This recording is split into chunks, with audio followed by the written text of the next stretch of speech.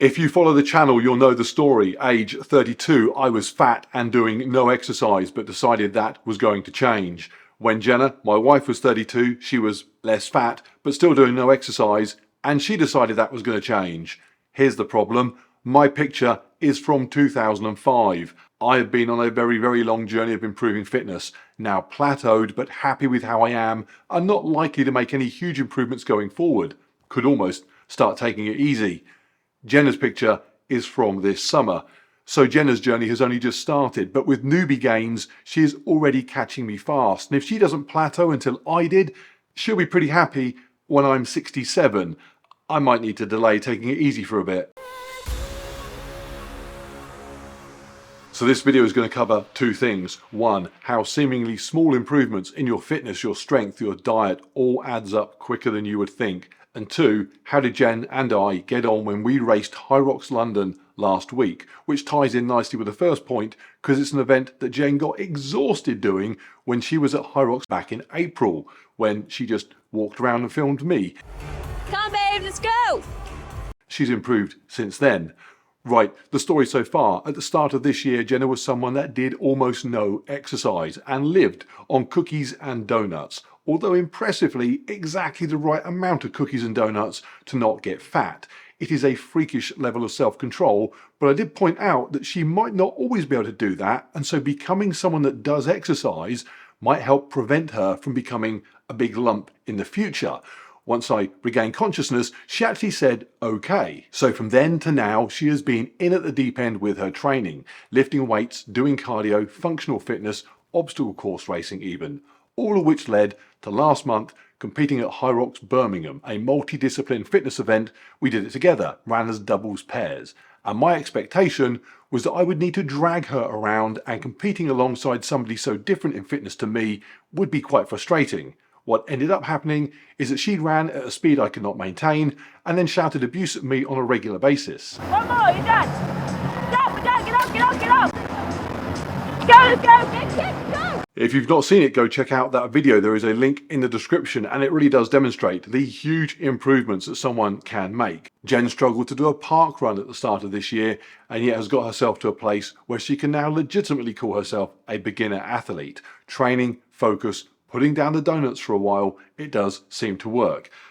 I'm kidding, she still eats donuts. I actually considered suggesting she doesn't, but I'm worried that repeated concussions will negatively impact on my quick wit. So here we are about to start our first lap of this month's Hyrox, and if you know nothing about the event, don't worry, I'll explain as we go. But what could possibly have changed of any significance in the 4 weeks between Hyrox in Birmingham and now Hyrox London? Well, as it turned out, lots changed, and the relevance extends to all aspects of health, fitness, dieting, any sort of self-improvement. Basically, if you're down here and you want to be up here in anything, this is for you.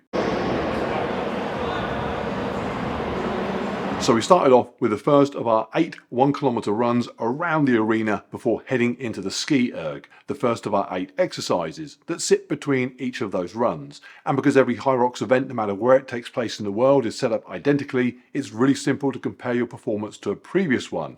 For example, that first run was over 30 seconds faster than last month, which had been our plan. Last time Jen was nervous, it was her first big event. She went off too cautious, worried about tiring later. This time we knew we could go quicker, so we corrected it. But on the ski, situation was reversed. Last time we were one of the fastest couples on that station. The trouble is, the difference between a fast time and an average one on the ski is maybe 10 or 15 seconds.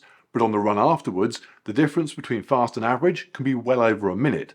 So blowing up on the ski at the expense of your run is not clever. We took this slow and steady, 20 seconds slower than before, still in the top third of the 60 couples in our age group though, and as we get onto the second run here, are feeling pretty good this time.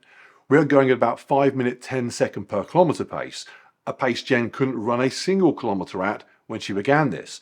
A simple 5k park run for her was something she would struggle to do at 6-minute kilometre pace. So feeling pretty good physically and also mentally. We know what to expect. We've done it before. Our heads are in a better place. And so going to the sled push, it's more the same. Instead of attacking the sled and blasting out the first couple of lengths, we took it much calmer. Again, about 20 seconds off last time, deliberately. And it would be easy to dismiss these improvements, things like correcting our mistakes from before, adjusting our attitude, tactics and planning, as not really indications of Jen's improved fitness. But that is a mistake to think that way, and it applies to anything you're trying to improve on. If all you give yourself credit for is actual seconds off your best time, or pounds off on the scales, or kilos on your best lift, you are shortchanging yourself. Thinking through what we needed to do and implementing those changes with more thought is a skill and an ability with just as much merit as those more obvious measures of seconds and pounds and kilos. The same as going through our diaries yesterday and working out the best time of day to get to the gym when it was most quiet and so we can get a good session done. That isn't a workout, but the workouts that will inevitably follow will be better for having done that. When you want to move forward, sometimes there is a more effective way to start than just blindly doing so. So another run, holding a really consistent pace, all of our laps in the low 5 minute per kilometre pace still, and into the pull, and normally we are still feeling tired from the push at this point, but not here. We go into this feeling okay and end up 30 seconds quicker than last time, 4th quickest in our group. Being smart early on, starting to pay off. I should mention as well, both of the sled events are tough for Jen because in mixed doubles, the weights they use are those used by the men racing solo. Women's race, women's doubles has lighter weights. While Jen's strength gains have improved significantly, it's an aspect of fitness that does tend to lag behind cardiovascular when you're trying to get better. And these are heavy weights, almost double her weight on the pull and almost treble her weight on the push. In January, it'll be interesting because Jen's doing her first solo race. Lighter weight, but obviously doing 100% of it. So training in the gym, seeing those strength gains creep up is becoming important. And using exactly the same approach that I use. Each time she lifts heavy, she's looking for a tiny increase over last time. That's it. As long as the number goes up, eventually it will get where it needs to be. Okay, the burpee broad jumps, I have nothing constructive to say in relation to this stupid exercise. Jen has a great technique with improved fitness, will end up doing just fine on these when she races alone, but I am very big and very heavy, and even with improved fitness, I mean, it won't help an awful lot. I just get gassed out, bouncing up and down like an idiot. I simply can't hop up to where my feet meet my hands the way shorter athletes can do. But I don't ask for help getting the cereal off the high shelf in the supermarket, so swings roundabouts. We still went faster than before, but it wasn't pretty. Right, although this is primarily about Jen's improvements, this is the evidence that I was in a better place than last time too. My row in Birmingham was horrific. It was actually reasonably quick compared to most, but it wasn't particularly quick for me, and I felt appalling. In fact, the only positive thing about it was how supportive Jen was. Hey, come on, wake up. Get over it. Seriously, come on, mate. I can row quicker. Here though, business as usual. Because of my size, I can row a pretty slow stroke rate, yet still hold under a 1 minute 45 split pretty comfortably. It's a pace that I can use to recover at, get my breath back at, pose for the cameras.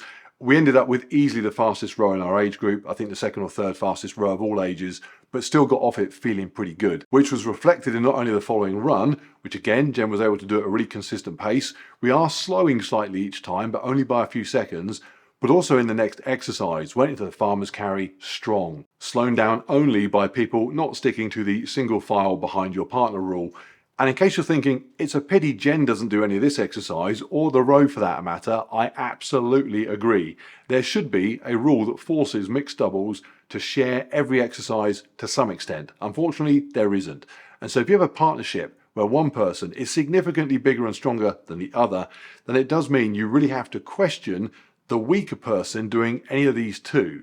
I can row a steady 145 pace and feel fine. I can jog with a couple of 24 kilo kettlebells. Or I can get off the row machine or put down the kettlebells, a huge waste of time in itself, only for Jen to then row way slower than me or carry almost her body weight in kettlebells. What we gain in my recovery would not be worth it for the sacrifice she'd be making. Annoying, but that's the game. Okay, lunges. A close second to burpees for most hated. The weight I'm carrying is not particularly heavy for me, but I have to go a long way up and down with it. And then when Jen takes over, she's got a much more efficient lunge movement, but the weight to her is almost the equivalent of her sitting on my shoulders and me doing lunges. So as a partnership, we just struggle. In fact, even today, a good few days on from the event, my quads still sore from doing those. 2 seconds slower than last time. I mean, it's just stupid exercise. Again, in January, Jenna gets a lighter bag to carry. She will fly through this. Talking of time, we had no idea for a target back in Birmingham, so we set a 1 hour 15 as being incredibly unlikely, but we will get it one day. We had a 1 hour 18 target because it was the time I did on my first solo Hyrox, and we had a 1 hour 20 target because we knew it would get us into the top half of finishers, probably. Better than most. We ended up just over 1:19, and that's really all that matters for the first event. Set a time. Over my fitness journey, I have delayed trying so many different things because I wanted to wait until I was fit enough or felt I could do well enough. When what I should have done is what Jen has done this year. A few months into her training, pushed herself to the limit and set the bar. Doesn't matter where the bar is, you just need to know where you stand. Otherwise, it's like going on a diet, but refusing to look at yourself in the mirror until you think you're going to see something that you actually like. It doesn't matter what you look like now, or how fast you are, or how strong you are. It just matters that you do know where you're at, so you have some idea of where you're moving on from. If for no other reason, then it allows you to look back tomorrow and recognize an improvement and get motivated by that. If Jenna didn't have events like this, like parkrun, like tracking her gym sessions properly, she would think she's no better a runner today than when she started, because she still gets just as tired when she does it. Luckily, she's able to see it's not getting easier because she's getting faster. And the final run summed that up. Faster, but just as hard as always. Jen went into the wall balls at the limit, which is perfect. The end is in sight, at the limit will do just fine. The finish line is literally a few yards away. It's like running past a 9-kilometer sign on a 10k run. 5 minutes, you can lie down. Everything else can wait. You should be going into this event with almost nothing left. Personally, I try to calculate it so that I have insufficient energy to even mentally comprehend how much I hate wall balls. And so does Jenna, because this is another one where she's using the men's weight ball. When she races in January, it'll be lighter for her, an awful lot more fun, probably not fun. We got them done eventually. Quicker than last time, but missed a target of 5 minutes we set ourselves by 15 seconds. It will have to do, and we are across the line.